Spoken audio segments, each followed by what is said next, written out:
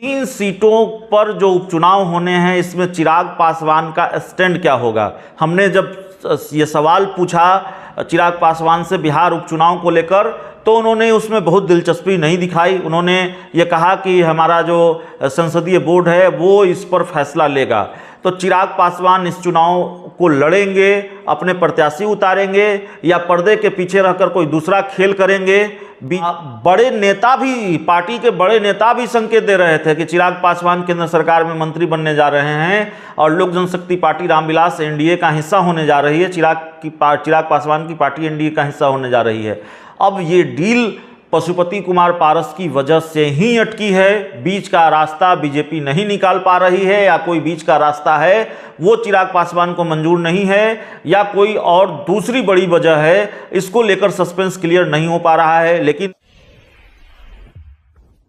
इन दिनों जो खास करके पीएफआई पर जो हंगामा मचा हुआ है, पक्ष और विपक्ष अपने तरीके से इसे परिभाषित कर रहा है। इसी बीच चिराग पासवान, लोक जनशक्ति पार्टी रामविलास के सुप्रीमो चिराग पासवान का भी एक बयान आया है। उसी विषय पर हम चर्चा करेंगे। हमारे साथ अभिषेक मिश्रा जी हैं। चिराग पासवान का पहले जो बयान आया है वो आपको हम सुनाते हैं। चिराग पासवान ने कहा है कि भारत में 5 साल के लिए राष्ट्र विरोधी एवं असामाजिक तत्व जैसी गतिविधियों में लिप्त पीएफआई जैसी तमाम संगठनों को बैन कर देश की सुरक्षा के हित में लिए गए भारत सरकार के फैसले का मैं स्वागत करता हूं। क्या कहेंगे अभिषेक जी?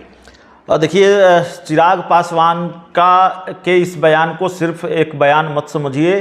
चिराग पासवान के इस बयान को एक संकेत भी समझिए।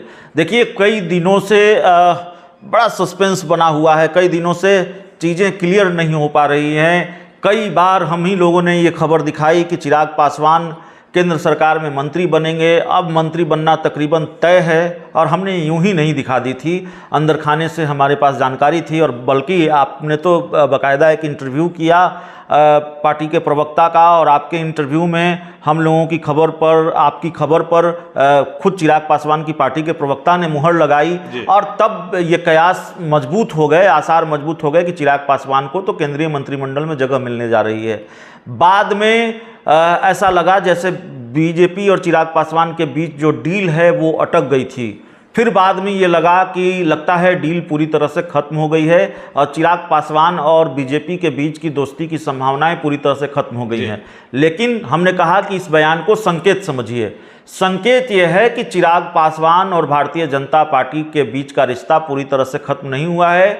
दोनों के बीच गठबंधन और दोस्ती की संभावनाएं पूरी तरह से खत्म नहीं हुई हैं। चिराग पासवान पीएफआई बैन को लेकर पूरी तरह से केंद्र सरकार और बीजेपी के समर्थन में खड़े हो जाते हैं, और तुरंत खड़े हो जाते हैं ऐसे वक्त में जब लालू यादव आरएसएस पर बैन करने की मांग करते हैं। दूसरा कोई राजनीतिक दल, गैर भाजपाई दल बीजेपी के साथ खड़ा नहीं होता है, उस तरह से खुलकर खड़ा नहीं होता है। तो ऐसे में चिराग पासवान जब खड़े होते हैं, तो फिर इसको क्यों न इस बात का संकेत माना जाए कि दरअसल संभावनाएं अभी बची हुई है। चिराग पासवान का बीजेपी प्रेम अभी जिंदा है, और बीच का रास्ता निकालने की कोशिश शायद हो रही है, और चिराग पासवान की एनडीए में एंट्री की संभावना अभी बनी हुई है। अभिषेक जी, फिर तो वही बात की पुष्टि हो जा रही है। लगातार से जदयू भी कहते आया है कि चिराग पासवान मिल करके बीजेपी के साथ हमको डैमेज किए हैं, और चिराग पासवान लाख कहें, हम लोगों ने कई बार बात की, उन्होंने कहा कि हम किसी गठबंधन में नहीं हैं, लेकिन हर कुछ समय के बाद उनका बीजेपी का प्रेम छलक जाता है, सामने आ ही जाता है। हाँ, बिल्कुल, चिराग पासवान का बीजेपी प्रेम, या बीजेपी का चिराग प्रेम भी कह लें। राजनाथ सिंह ने राष्ट्रपति चुनाव को लेकर जब चिराग पासवान को फ़ोन किया, तो उन्होंने कह दिया कि आप एनडीए से अलग नहीं हैं। तो बीजेपी का चिराग प्रेम भी छलक जाता है। अब सवाल है कि तस्वीर कब साफ होगी। अगर प्रेम है दोनों में, गठबंधन की संभावना बनी हुई है, तो तस्वीर कब साफ होगी। देखिए, बिहार में उपचुनाव होना है सर, 3 सीटों पर उपचुनाव होना है। मुजफ्फरपुर की कुढ़नी, मोकामा और गोपालगंज, इन 3 सीटों पर जो उपचुनाव होने हैं, इसमें चिराग पासवान का स्टैंड क्या होगा। हमने जब ये सवाल पूछा चिराग पासवान से बिहार उपचुनाव को लेकर, तो उन्होंने उसमें बहुत दिलचस्पी नहीं दिखाई। उन्होंने ये कहा कि हमारा जो संसदीय बोर्ड है वो इस पर फैसला लेगा।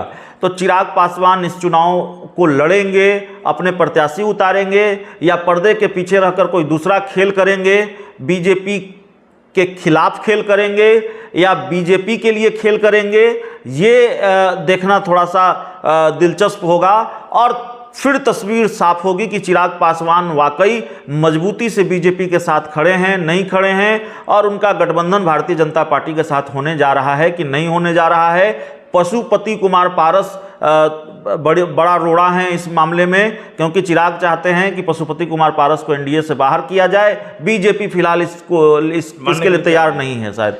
लेकिन अभिषेक जी, अभी जैसा आपने कहा कुछ देर पहले कि हमने दिखाया था, उनके प्रवक्ताओं ने कहा था, उससे थोड़ा और आगे बढ़कर अगर बात करते हैं तो चिराग पासवान के दाएं बाएं जो रहने वाले हैं, जो उनकी पार्टी में उनके कद से थोड़ा सा कम है, उन लोगों ने पुष्टि किया था कि इस महीने में 18 तारीख के बाद, 18 सितंबर के बाद हम आपको डेट बता देंगे। हम लोगों ने नया कपड़ा सिलवा लिया है और ओथ लेने के लिए, शपथ लेने के लिए चिराग पासवान जी देखिए, अच्छा याद दिलाया आपने। मुझे याद है आप इंटरव्यू ले रहे थे लोक जनशक्ति पार्टी रामविलास के एक बड़े नेता का, और लोक जनशक्ति रामविलास में बड़े पावरफुल नेता माने जाते हैं वो। उन्होंने बाकायदा ये कहा था कि मिठाई वगैरह भी बटेगी।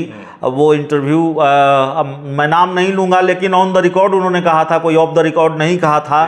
तो बड़े नेता भी, पार्टी के बड़े नेता भी संकेत दे रहे थे कि चिराग पासवान केंद्र सरकार में मंत्री बनने जा रहे हैं और लोक जनशक्ति पार्टी रामविलास एनडीए का हिस्सा होने जा रही है। चिराग पासवान की पार्टी एनडीए का हिस्सा होने जा रही है। अब ये डील पशुपति कुमार पारस की वजह से ही अटकी है। बीच का रास्ता बीजेपी नहीं निकाल पा रही है, या कोई बीच का रास्ता है वो चिराग पासवान को मंजूर नहीं है, या कोई और दूसरी बड़ी वजह है। इसको लेकर सस्पेंस क्लियर नहीं हो पा रहा है। लेकिन जैसा कि हमने कहा, अभी बिहार में 3 सीटों पर विधानसभा के उपचुनाव होने हैं, तो जाहिर है उपचुनाव में तस्वीर थोड़ी बहुत तो क्लियर हो ही जाएगी। चलिए, चलते चलते अभिषेक जी एक आखिरी सवाल का जवाब आपसे चाहेंगे कि पीएफआई को लेकर के जिस तरह सत्ता पक्ष और विपक्ष हंगामा कर रहा है, जिस तरह की बातें आ रही है, सुशील मोदी का आपने बयान सुना, लल्लन सिंह का बयान सुना, सबसे है कि राजद सुप्रीमो लालू प्रसाद यादव का आपने सुना बयान कि आरएसएस को क्यों नहीं बैन किया जा रहा है। आरएसएस को बैन करना अगर चाहे ये लोग तो इनकी सरकार है बिहार में, क्यों नहीं बंद कर दे रहे हैं? देखिए, आरएसएस को बैन किया जा सकता है, नहीं किया जा सकता है, लेकिन चैलेंज तो दे दिया है ना। अभी गिरिराज सिंह का भी बयान है, गिरिराज सिंह ने भी चैलेंज दिया है लालू यादव को कि बिहार में तो सरकार आपकी है, तो आरएसएस को बैन करके दिखाइए। तो देखिए, पीएफआई को लेकर खूब सियासत हो रही है और पीएफआई पर बैन हुआ है, बयान सामने आ रहे हैं हर तरफ से, और पीएफआई को लेकर बिहार की राजनीति अभी यूं ही गर्म रहेगी कुछ दिनों तक।